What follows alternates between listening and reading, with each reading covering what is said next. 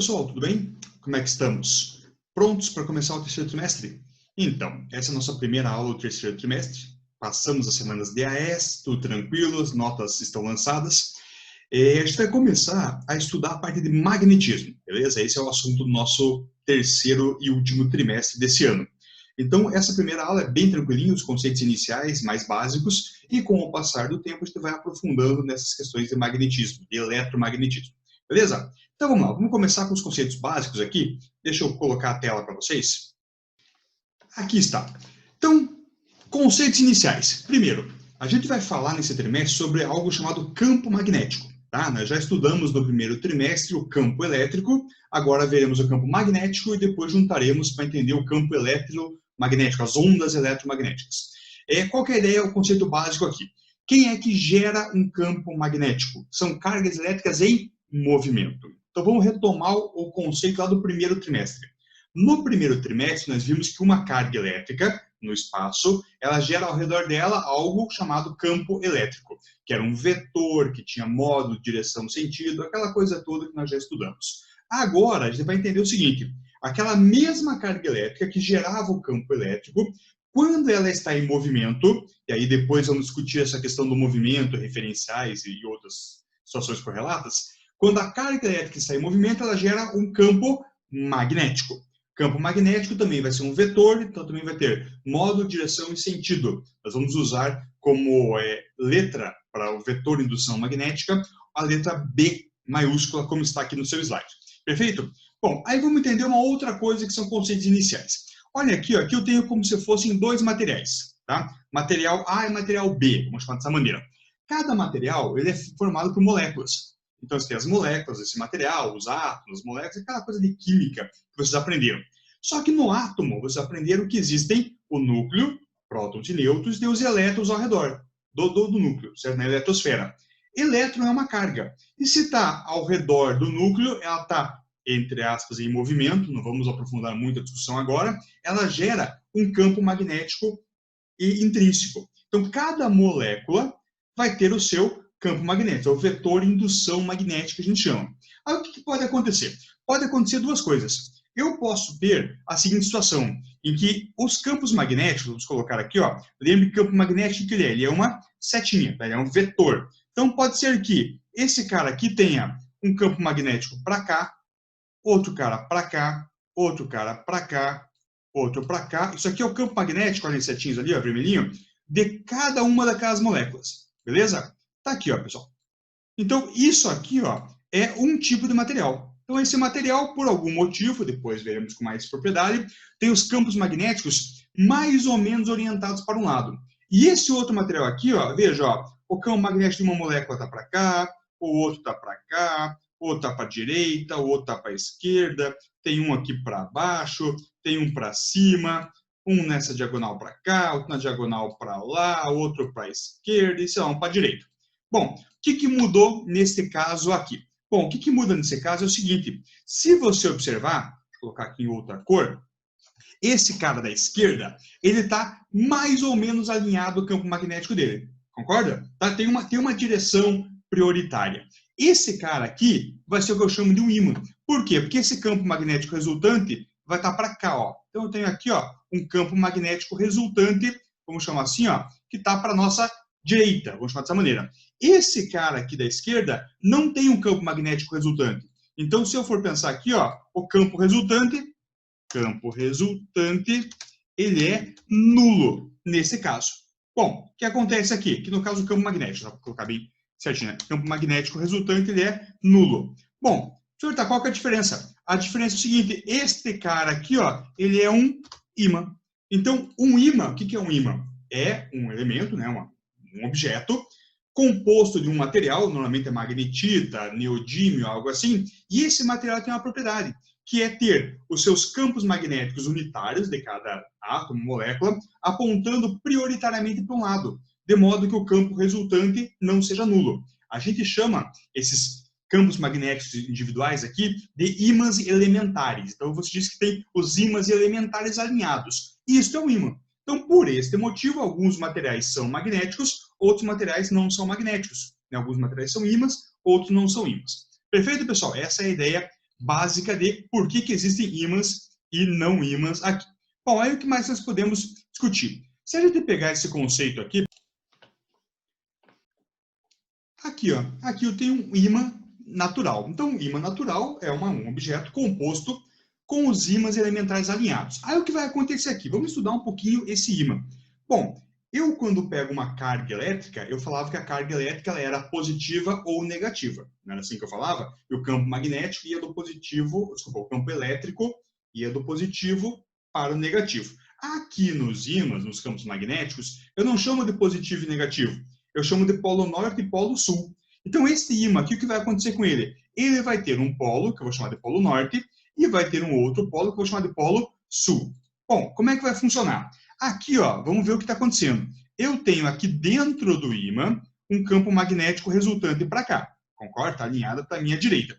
Então, eu vou dizer o seguinte, que aqui dentro do ímã, aqui vai estar o meu polo sul e aqui vai estar o meu polo norte. Muito bem, tem o polo sul e tem o polo norte. Só que aí, olha uma coisa interessante. Se eu pegar esse ímã e eu partir ele ao meio, tá? Eu pego aqui, quebro o ímã no meio. Quebrei o ímã aqui. Vamos separar um pouquinho mais, para ficar mais fácil de se enxergar. Aqui, ó. Aqui, quebrei um pouquinho mais, beleza. Tá aqui, ó. Parti esse ímã ao meio. Tranquilo? Formei dois pedacinhos. Pergunta, o que está acontecendo aqui nesse caso? Vejam, cada pedacinho não continua com seus momentos magnéticos alinhados? Continua. Então, esse pedacinho aqui, olha o que vai acontecer. O pedacinho aqui da esquerda, ele vai continuar com o campo magnético dele para cá. Tá? Para cá. Coloquei em branco aqui para separar. Tranquilo? Aí, o que vai acontecer? Neste caso, você vai ter um polo sul e um polo norte. Aqui é a mesma coisa, ó. Vai ter um polo sul e vai ter um polo norte. Ou seja, quando eu quebro um ímã ao meio, eu gero dois novos ímãs. Essa é a sacada. Tá? Ah, mas um ímã tem um polo sul e um polo norte. Isso. Ah, então se eu quebrar, vai ter o sul separado do norte. Errado. Nunca vai estar separado. Esse é o princípio que a gente chama de inseparabilidade dos polos. Quando eu quebro um ímã ao meio, ou em alguma fração, eu gero 2 ou 3 ou 4 novos ímãs. Obviamente, cada ímã menor, um ímã menos intenso que o ímã original. Se eu tinha uma certa intensidade no começo, quando eu quebro, ele fica menos intenso. Mas ele continua sendo um ímã. Tranquilo, raciocínio? Muito bem. Aí, quer dizer o seguinte, quando eu vou trabalhar com ímã, olha aqui, ó. Esse aqui está um ímã qualquer, beleza? Eu vou dizer assim, ó, que esse meu ímã, ele vai ter um polo sul, por exemplo, aqui, ó. Aqui está um polo sul e aqui está um polo norte, beleza?